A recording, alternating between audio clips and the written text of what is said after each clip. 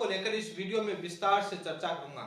चुनाव बड़ा दिलचस्प होता हुआ जा रहा है। राजनेता अपने मंच के माध्यम से, शायरियों के माध्यम से बड़ी दिलचस्प वाली बातें कर रहे हैं, शायरियों के माध्यम से तंज भी कस रहे हैं। अभी हाल ही में एक नया वीडियो आया है जिसमें राजेंद्र राठौड़ अपनी सभा में कह रहे हैं कि चूरू विधानसभा चुनाव 2024 का हलाल सारण मेरी वजह से जीते, जनता के बीच मेरी फोटो लेकर गए इसलिए जीते। दूसरा, भादरा के चुनाव की भी यही बात कर रहे हैं कि भादरा का चुनाव भी मेरी वजह से जीते। क्या वास्तव में हरलाल सारण 2024 का विधानसभा चुनाव राजेंद्र राठौड़ की वजह से जीते? जब इस बात की चर्चा होती है तो राजनीतिक गलियारों में इस बात की भी चर्चा होती है कि 2008 के अंदर हरलाल सारण चुनाव क्यों हार गए थे, हाजी मकबूल मंडेलिया चुनाव कैसे जीत गए थे। 2008 में भी हरलाल सारण के चुनाव के प्रचार के दौरान राजेंद्र राठौड़ ही प्रचार कर रहे थे, उन्हीं का नाम लेकर जनता के बीच गए थे, लेकिन उस समय तो हार गए थे। इस बात को लेकर भी चर्चा करूंगा। तो एक वीडियो और वायरल होता है जिसमें राजेंद्र राठौड़ कहते हैं कि नाक का धुआं निकाल दूंगा, काका जी को राज को नहीं है, भजनलाल जी को राज लिखे हुए है, वो तमाम बातें कहते हैं। तो वो धुआं निकालने की बात किस बात को लेकर होती है? लेकिन इसी के साथ राहुल कसवा अपनी सभा में कहते हैं कि काका जी के खाज हो रखी है, खाज मेटनी पड़सी, डॉक्टर के लेके गया, डॉक्टर के बताओ भी कोने खाज कट है, ये क्या खाज 19 तारीख को मिट जाएगी? कौन सी होगी खाज और होगी 14 के अंदर। डॉक्टर के भी लेके 2-3 बार अपनी सभा घर ले गया, पार्टी वाला भी लेके भी खाज है कड़े से बताओ, हाथ को नहीं खाज पक्की है और खाज होते के साथ ही मेरे नाम लगाओ। अब 14 में तो थो भी कोई राजनीति में, उससे पहले मैं 9 में भी कौन थो। और काका के इतना भारी वजन सब बैठे, अपन वजन हल्को करना पड़ेगा।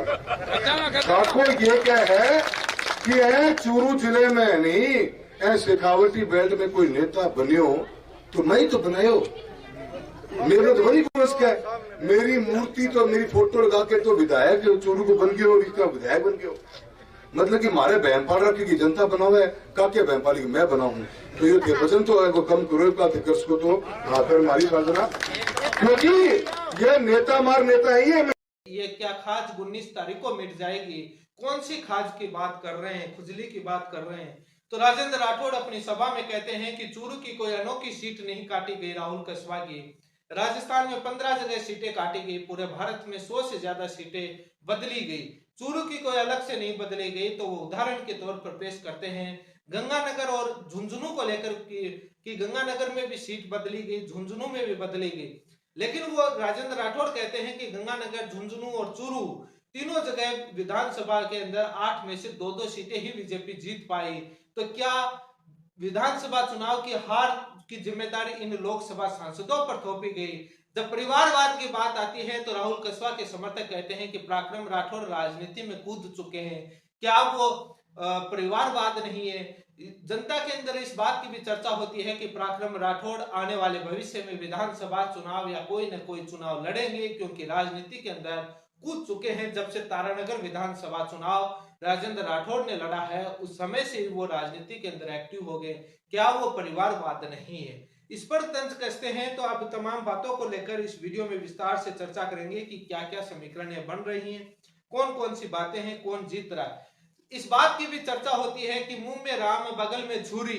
क्या तारानगर विधानसभा चुनाव राहुल कसवा ने राजेंद्र राठौड़ को हराया या मुंह में राम बगल में छुरी वाला तारानगर बीजेपी के लोगों ने ही भीतरघात करके नेताओं ने हरवा दिया?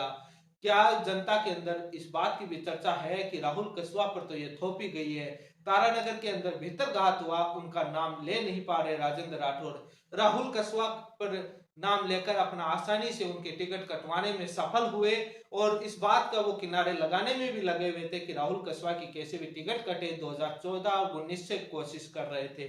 ये तमाम राजनीति के अंदर आरोप और प्रत्यारोप और राजनीति के अंदर चर्चाएं चलती हैं। आज इस वीडियो में विस्तार से चर्चा करेंगे कि क्या भारतीय जनता पार्टी जाटों के वोट अपनी तरफ आकर्षित कर रही है। इस बात की भी चर्चा होती है कि Bharatiya Janata party SC/ST vote factor को अपनी तरफ आकर्षित करने में लगी हुई है, अपनी तरफ लाने में, और जाट के वोट में भी सेंध लगाने की कोशिश कर रही है। इन तमाम मुद्दों को लेकर इस वीडियो में विस्तार से चर्चा करूंगा। आप मेरे चैनल पर पहली बार जुड़े हैं तो चैनल को सब्सक्राइब करें ताकि चूरू लोकसभा चुनाव को लेकर कई वीडियो विश्लेषणात्मक बनाए, क्या क्या मुद्दे लेकर चुनाव हो रहे हैं। इस बात की भी चर्चा होती है, जब राहुल कस्वा नामांकन सभा में जाते हैं तब निर्मल चौधरी एक नेता आते हैं, वो दारिया कांड की चर्चा करके जाते हैं। उस दारिया कांड पर भी राजेंद्र राठौड़ अपनी सफाई पेश करते हैं। तो इन तमाम बातों को लेकर चर्चा करते हैं। सबसे पहले बात कर लेते हैं राजेंद्र राठौड़ क्या कहते हैं हरलाल सारण विधानसभा चुनाव को लेकर। पहले वो सुने, उसके बाद तमाम बिंदुओं पर चर्चा करेंगे। आपने 2 ही जीता, जिसमें एक तो राजेंद्र राठौड़ की फोटो लेकर हरलाल जीतो और एक भादरा में जीता। आपने सुना कि राजेंद्र राठौड़ ने क्या कहा। राजेंद्र राठौड़ कहते हैं कि विधानसभा चुनाव हरलाल सारण मेरी वजह से जीते, मेरे नाम की वजह से। तब राजनीतिक गलियारों में चर्चा है कि 2008 के अंदर हरलाल सारण क्यों हारे थे। वो 10 से 12 गांव कौन से थे जहां पर जब राजेंद्र राठौड़ चुनाव लड़ते हैं तो खूब वोट मिलते हैं, 90% से ज्यादा पोलिंग होती है और वो बीजेपी के गढ़ माने जाते हैं। लेकिन जब हरलाल सारण 2008 में विधानसभा चुनाव लड़े तो उस समय इनको वोट नहीं मिले और वो हार गए। लेकिन खैर, इस बात को छोड़ते हुए 2024 के विधानसभा चुनाव की चर्चा करते हैं तो 2018 के अंदर राजेंद्र राठौड़ लगभग 1800 से 2000 वोटों से ही जीत पाए। बहुत मुश्किल से वो जीत पाए, वो जीतना उनका मुश्किल हो गया था। हरलाल सारण 2024 का विधानसभा चुनाव लगभग 6500 वोटों से जीतते हैं, तो राजेंद्र राठौड़ से ज्यादा वोटों से जीतते हैं। राजनीतिक गलियारों में इस बात की चर्चा है कि राजेंद्र राठौड़ चूरू इसलिए छोड़ा कि वो चूरू का चुनाव हार रहे थे। तो कभी वो विद्याधरनगर जयपुर की तरफ जाने की बातें चर्चाएं चली थी, तो कभी तारानगर। तो वो तारानगर इसलिए गए कि चूरू का विधानसभा चुनाव हार रहे थे, क्योंकि 2018 का चुनाव मुश्किल से निकाल पाए थे, मुश्किल से जीते थे, बहुत कम मार्जिन से जीते थे। इसलिए उनको डर लग रहा था कि 2024 का चुनाव हार सकते हैं, इसलिए वो सीट छोड़कर गए और तारानगर गए। राजनीतिक गलियारों में कई प्रकार की बातें लगती हैं। बीजेपी हालांकि इन बातों को नकार रही है, लेकिन राजनीति के जानकार लोग कहते हैं कि तारानगर विधानसभा चुनाव इसीलिए लड़ने गए थे राजेंद्र राठौड़ की चूरू का विधानसभा चुनाव हार रहे थे। लेकिन जब चूरू विधानसभा चुनाव की इस बात की चर्चा करते हैं कि हरलाल सारण को 6500 ज्यादा वोटों से जीते, तो उसमें चर्चा होती है कि कुछ कांग्रेस के गांव हैं जहां पर कांग्रेस का गढ़ माना जाता है, कांग्रेस को ज्यादा वोट मिलते हैं। लेकिन हरलाल सारण जब चुनाव लड़ रहे थे तो वहां कांग्रेस को वोट नहीं मिले और हरलाल सारण को वोट मिले, क्योंकि इस बात की चर्चा भी चली थी विधानसभा चुनाव के दौरान कि हरलाल सारण है वो राजनीतिक कैरियर खत्म हो सकता है यदि इस बार का विधानसभा चुनाव हार गए तो, क्योंकि पहले हारे हुए 2008 में, इस बार हार गए तो बाद में आगे विधानसभा की टिकट मिले ये जरूरी नहीं है, राजनीतिक कैरियर पर दांव लग सकता है। इसलिए जाट फैक्टर एक काम किया और जाटों ने कहा कि जाट को वोट देना है, तो इसलिए ये वोटों की बढ़त हुई। लेकिन अलग अलग राजनीति के समझदार अलग अलग बातें कहते हैं। बीजेपी कहती है कि राजेंद्र राठौड़ की वजह से जीते, तो जनता के अंदर दूसरी बात की चर्चा भी होती है। लेकिन ये हरलाल सारण और राजेंद्र राठौड़ के चुनाव की चर्चा है कि 2013 के अंदर राजेंद्र राठौड़ चुनाव कैसे जीते थे, तो उसमें भी कई आरोप और प्रत्यारोप का दौर शुरू होता है। एक दूसरी पार्टी के नेता थे, उनके अचानक से डेथ होती है, उसके बाद चुनाव है वो आगे स्थगित हो जाते हैं, तो उसकी भी चर्चा होती है कि उसकी मृत्यु कैसे हुई, संदेहास्पद बताई जाती है। तो वो तमाम बातें की चर्चा होती है। तभी तो तारानगर विधानसभा चुनाव की चर्चा होती है। तब नरेंद्र बुडानिया कहते हैं कि कोई न मरा ना दे, ये ध्यान रखना, उसको वो वीडियो काफी वायरल होता है। लेकिन राजेंद्र राठौड़ दारिया कांड पर बोलकर जाते हैं कि जहां पर निर्मल चौधरी आरोप लगाकर जाते हैं, नाम तो नहीं लेते। बोलिए सत्यवादी वीर तेजाजी महाराज की, बोलिए सत्यवादी वीर तेजाजी महाराज की, बोलिए श्री बालाजी महाराज की। साथियों, आज आप सब लोग यहाँ पधारे हो भाई राहुल कस्वा जी को मजबूत करने के लिए। मैं आपको इस सामंतवादी व्यक्ति की 15 साल पहले किए गए कुकर्म के बारे में याद दिलाना चाह रहा हूं। साथियों, 15 साल पहले दारा सिंह की निर्मम हत्या करवाई गई थी। उस हत्या का बदला आप लोगों को लेना है। साथियों, उसी प्रकार से भाई राहुल कस्वा जी की राजनीतिक हत्या करने का ये प्रयास है। इस प्रयास को कामयाब नहीं होने देना है। ये भरोसा दिलाते हो? आज इस सभा में पधारे आप सभी लोगों को तेजाजी महाराज की सौगंध है, प्रत्येक व्यक्ति को राहुल कसवा बनकर इस चुनाव को लड़ना है। और जिस व्यक्ति ने दारा सिंह की हत्या करी थी, फिर सजा काट के आया था, आज सामंतवाद फैला के अपने इस किसान के बेटे राहुल कसवा की हत्या नहीं होने देनी है। तब राजेंद्र राठौड़ कहते हैं कि दारिया कांड की चर्चा करते हैं। राजेंद्र राठौड़ तो कहते हैं कि सुप्रीम कोर्ट से आरोप मुक्त हुआ हूं, कोई ट्रायल नहीं हुआ। लेकिन राठौड़ साहब, नामांकन रैली के दौरान छात्र संघ अध्यक्ष निर्मल चौधरी ने दारा सिंह एनकाउंटर मामले पर सवालिया निशान खड़े किए हैं, आप क्या कहेंगे? देखिए, मैं समझता हूं कि जिस मामले में सर्वोच्च न्यायालय ने और मेरे को आरोप मुक्त माना, ये कहा कि आरोप जो एफआईआर में आरोप लगाए वो प्रमाणित नहीं होते, वो ट्रायल भी नहीं चली मेरे खिलाफ, तो मैं समझता हूँ स्वतः ही साफ होगी बात। और वो मुद्दा गुजरने के पश्चात मेरे साथ फिर क्यों 15 साल तक बने रहे कांग्रेस के आज के बने प्रत्याशी। लेकिन उसके अंदर बयान बदले गए, तमाम तरीके की बातें हुई, वो कैसे जमानत हुई वो चूरू के जनता को पता है कि कैसे आरोप मुक्त हुए, कैसे बयान बदले गए, क्या घटनाक्रम हुआ वो चूरू की जनता जानती। लेकिन आरोप मुक्त है, कोई ट्रायल नहीं हुआ, ये बात सत्य है। लेकिन राजेंद्र राठौड़ कहते हैं कि मेरी बात सुन लियो, यो काका जी को राज नहीं है, भजन को राज है। आज अफसर कांग्रेस का एजेंट बनकर काम करें, उनके नाक में धुआं नहीं निकाल दियो तो मेरो नाम राजेंद्र राठौड़ नहीं है। आप ये बयान सुने पहले। मेरी बात सुन लिया, वो काका जी को राज नहीं है, वो बदल को राज निकल है। आज जिला अफसर कांग्रेस का एजेंट बन के काम कर रहे हैं ना, वहां नाक को धुआं नहीं निकाल दिया तो मेरा नाम राजेंद्र राठौड़। आपने ये राजेंद्र राठौड़ का बयान सुना। राजेंद्र राठौड़ ये बात कह रहे हैं जब तारानगर के विधानसभा चुनाव के बाद एक काफी ट्रांसफर हुए, जिसमें आरोप लगाया गया कि जाटों के सबसे ज्यादा ट्रांसफर हुए। उसके बाद राजेंद्र राठौड़ ने सफाई भी दी कि ये चुनाव के अंदर शिकायत हुई, उसका एक प्रक्रिया है, मैंने कोई ट्रांसफर नहीं करवाए। लेकिन जब ये नाक से धुआं निकलने वाली बात की चर्चा होती है तो कहीं ना कहीं जनता के बीच फैक्टर जाता है कि भले ही सफाई क्यों न दे दो। ये कांग्रेस के समर्थक कहते हैं, बुडानिया के समर्थक कहते हैं, राहुल कसवाई समर्थक कहते हैं कि ये सफाई दे रहे हैं, काम इन्हीं का किया हुआ है, क्योंकि नाक में से धुआं निकालने की बात ये कह के गए थे। फुंगस भरी हुई थी, इसलिए इन्होंने ट्रांसफर करवाया। लेकिन राजेंद्र राठौड़ ने अपनी बात स्पष्ट की कि उन्होंने नहीं करवाया। राजनीति के अंदर आरोप और प्रत्यारोप तो दौर चलता रहता है। राजेंद्र राठौड़ कहते हैं कि 15 टिकटें राजस्थान में काटी गई, चूरू की कोई अनोखी नहीं काटी गई। बुनियाद उसी दिन रख दी थी भाई, अब मेरे जुम्मे लगा रहे हैं मैंने किसकी टिकट कटा दी। मैं टिकट कटाता तो मैं खुद भी टिकट लेना चाह रहा था, मुझे टिकट मैं खुद ही ले लेता। राजस्थान में 15 टिकटें कटी है, हिंदुस्तान में 100 टिकटें कटी है। टिकटें इसलिए कटी कि ये फूल साहब कांग्रेस का खेल चला रहे थे। अवनेश भी हारना चाहिए, राजेंद्र राठौड़ भी हारना चाहिए, सुजानगढ़ में भी हारना चाहिए, और चूरू में तो बस लगानी सिर्फ एक जगह जीतना चाहिए, राजगढ़ में, वहां भी हमारी बहन को तीसरे नंबर पर लाकर छोड़ दिया। 8 में से 2 जीते। गंगानगर में टिकट कटी, निहाल चंद की 5 बार एमपी थे, 8 में से 2 जीते।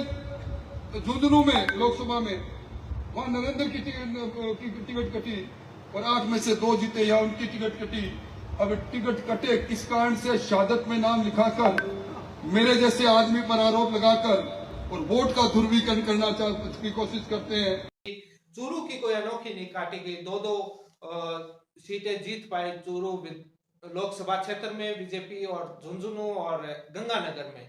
लेकिन सवाल ये उठता है कि क्या इनकी विधानसभा चुनाव में बीजेपी की पराजित की जिम्मेदारी इन लोकसभा सांसदों पर थोपेगी? क्या इनकी जिम्मेदारी थी? क्या संगठन की जिम्मेदारी नहीं थी? जिला संगठन की जिम्मेदारी नहीं थी? जो विधानसभा के अंदर अपने आप को सर्वोपरि बताते हैं चूरू के, उनकी बिल्कुल जिम्मेदारी नहीं थी? किस वजह से जीते, क्या हुआ, वो तमाम लोग अपने अपने बातों में चर्चा करते हैं। लेकिन ये इनकी जिम्मेदारी थोपना भी गलत है। राजेंद्र राठौड़ ये तमाम मंचों के माध्यम से कह रहे हैं कि मेरे हाथ में नहीं था टिकट कटाना, मेरे हाथ में होता तो राजसमंद से टिकट लेता। लेकिन राजसमंद की टिकट की चर्चा होती है तब ये कहा जाता है कि यदि राजसमंद से राजेंद्र राठौड़ को टिकट इसलिए नहीं मिली कि चूरू का घटनाक्रम और कांग्रेस की जीत की तरफ बढ़ना और राहुल कसवा का घटनाक्रम, जिस वजह से राजेंद्र राठौड़ को चूरू के देवेंद्र झाझड़िया को जिताने के लिए मैदान में उतार दिया कि आप वहीं रहो, इस वजह से टिकट कटी। लेकिन नहर के मुद्दे को लेकर राजेंद्र राठौड़ और देवेंद्र झाझड़िया कह रहे हैं कि चूरू में नहर ला देंगे, सिंचाई का पानी ला देंगे। तो राहुल कसवा कहते हैं कि ये कोई बाल्टी भर के पानी नहीं लाना, नहर का मुद्दा है। इस नहर के मुद्दे पर जब चर्चा होती है, जब एमओयू होता है, जब समझौता होता है, तो वहां के हरियाणा के विधानसभा के अंदर मनोहर लाल खट्टर क्या कहते हैं वो आप एक बार सुनिए, उसके बाद चर्चा करते हैं। इन्होंने एक एग्रीमेंट की चर्चा की है, उसके बाद उसी समय जो एग्रीमेंट 2000 के बाद 2001 या 2002 में फिर एग्रीमेंट हुआ, जिसके अंदर बाकायदा ये बताया गया कि कहां कहां से पानी अवेलेबल होगा। पहले पानी के कहां से अवेलेबल लेना है इसका कोई जिक्र नहीं था, केवल उसमें पानी का बंटवारा किया गया था। इतना पानी हरियाणा को मिलेगा, इतना पानी राजस्थान को मिलेगा, इतना अलग अलग प्रदेशों के हिसाब से 5, आपने ठीक कहा कि 5 प्रदेशों के मुख्यमंत्रियों ने किया, लेकिन पानी कहां से मिलेगा यह नहीं था। फिर से जो एक समझौते में तय किया गया कि हथनीकुंड से इतना मिलेगा, ओखला से इतना मिलेगा, वो शायद 1900 कुछ क्यूसेक पानी हथनीकुंड से उनका मिला हुआ था। लगातार फिर इसमें कई विवाद चलते रहे। विवादों में ये था कि उनका प्रो रेटा पानी, यानी जितना पानी अवेलेबल होगा उसका प्रोपोर्शनेटली हरियाणा और राजस्थान और बाकी सब लेंगे। इस पर हरियाणा का अपना स्टैंड था कि नहीं, हम ये नहीं करेंगे। हरियाणा की जितनी आवश्यकता है, जो हमारी उस समय कैपेसिटी थी 13,000 क्यूसेक की, हमें 13,000 क्यूसेक पहले दे दो, बाद में पानी आपका बचता तो आप हथनीकुंड से ले लो। संयोग से बाद में हरियाणा का स्टैंड ये रहा कि हमें अपना पानी चाहिए, पूरा चाहिए।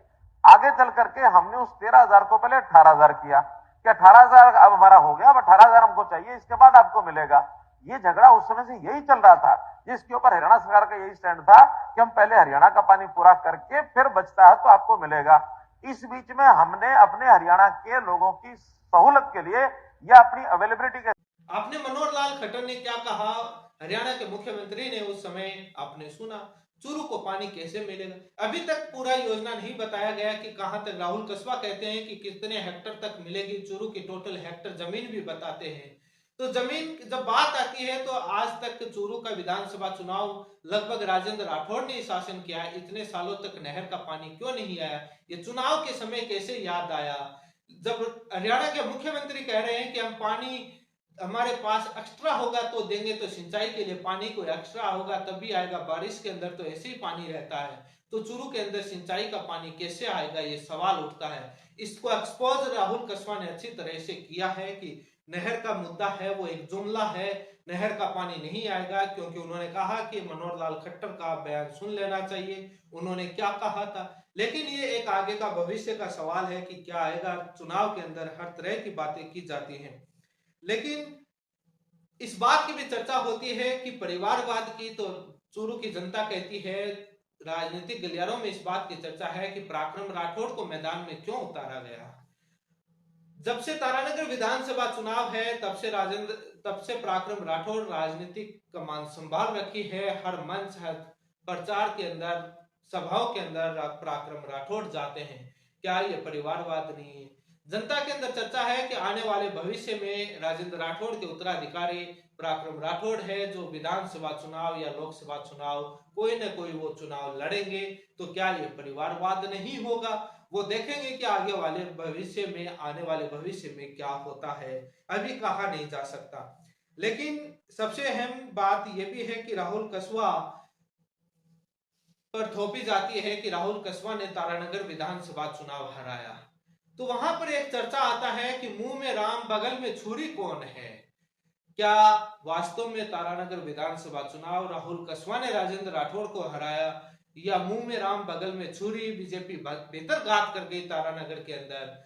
कुछ लोग कहते हैं कि राहुल कसवा पर थोपा गया क्योंकि वो चाहते थे कि इसको हथियार के रूप में यूज करके राहुल कसवा की टिकट काटाई जाए, ताकि वो, और राजनीतिक गलियारों में चर्चा है कि राजेंद्र राठौड़ इस काम में सफल भी हो गए। राजेंद्र राठौड़ बीजेपी में भीतर घात हुआ तारानगर में, उन पर नहीं बोल पाए, तारानगर विधानसभा चुनाव के दौरान वो कुछ वीडियो वायरल हुए मुंह में राम बगल में छुरी वाले, लेकिन वो सफल नहीं हो पाए, वो सीधे तौर पर आरोप नहीं लगा पाए। राहुल कसवा पर मंड दिए गए। राहुल कसवा ने तारानगर विधानसभा उनको नहीं हरवाया। ये राहुल कसवा के समर्थक कहते हैं कि वो अपनी एक षड्यंत्र था, राहुल कसवा टिकट कटवाने में वो सफल हुए, लेकिन राजेंद्र राठौड़ इस पर अपनी सफाई तमाम मंच के माध्यम से दे रहे हैं।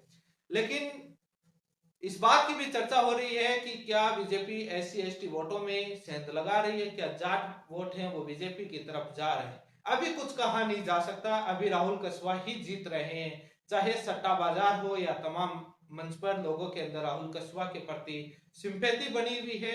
लेकिन बीजेपी देवेंद्र झाझड़िया को गरीब बता करके सिंपैथी लेना बता रही है, लेकिन अमीर कौन है वो आप देख रहे हैं कि देवेंद्र झाझड़िया के पास 8 करोड़ से ज्यादा संपत्ति है, तो राहुल कसवा के पास 2.81 ही करोड़ संपत्ति है। तो अमीर कौन है वो सब देख रहे हैं। इतने साल सांसद होने के बावजूद भी इतनी संपत्ति है और देवेंद्र झाझड़िया के पास 8 करोड़ से ज्यादा संपत्ति है, तो अमीर कौन है आप ये सभी देख रहे हैं। चूरू के अंदर इस बात पर चर्चा नहीं होती, बीजेपी ये चर्चा नहीं करती कि रेलवे के अंदर कितनी भर्तियां, SSC के अंदर कितनी भर्तियां, रेलवे ग्रुप C के अंदर लगभग 3 लाख से ज्यादा पद खाली। अभी मैंने RTI में आया, मैंने वीडियो बनाकर बताया, वीडियो है मेरे चैनल पर देख सकते हैं। 3 लाख से ज्यादा पद खाली हैं। ऊंट के मुंह में जीरे के बराबर भर्तियां निकाली हैं 5000, बाकी कई पदों पर तो निकाली ही नहीं है। क्यों भर्तियों को लेकर चर्चा नहीं करते। IBPS, रेलवे, SSC के पद घटाए जा रहे हैं। रेलवे के अंदर 2014 से 23 तक हजारों पद खत्म कर दिए गए, ये RTI में मैंने बताया है। लेकिन इस पर चर्चा नहीं होती। MSP पर चर्चा नहीं होती कि MSP क्यों नहीं मिल रही। चूरू के किसानों को MSP दिलवाएंगे, जितना मूंग का दाम होता है सरकार का उतना दिलाएंगे, आपको मार्केट में औने पौने दाम में बेचना नहीं पड़ेगा। इस पर चर्चा नहीं होती, इन पर कांग्रेस चर्चा कर रही है। नहर के मुद्दे पर सच्चाई राहुल कसवा बता रहे हैं, लेकिन बड़ी बात इस बात की भी चर्चा है कि दारिया कांड की चर्चा तो चूरू के अंदर बच्चा बच्चा जानता है। तमाम तरीके के आरोप लगे, भले ही उसमें आरोप मुक्त हो जाए, कुछ भी हो जाए, लेकिन जनता के बीच जो धारणा बनी हुई है वो धारणा टूटना मुश्किल है कि दारिया कांड में कौन क्या था, क्या हुआ, किसने करवाया, उस धारणा को तोड़ना बड़ा मुश्किल हो रखा है। लेकिन हालांकि भले ही कोर्ट से आरोप मुक्त है, ट्रायल है, लेकिन धारणा को तोड़ना बड़ा मुश्किल हो गया। जब भी चुनाव आता है तो इस बात की चर्चा होती है। लेकिन इसी बात पर चर्चा करते हैं तो चूरू विधानसभा चुनाव बड़ा दिलचस्प होता हुआ जा रहा है। आने वाले दिनों में देखते हैं कौन जीतता है। धन्यवाद।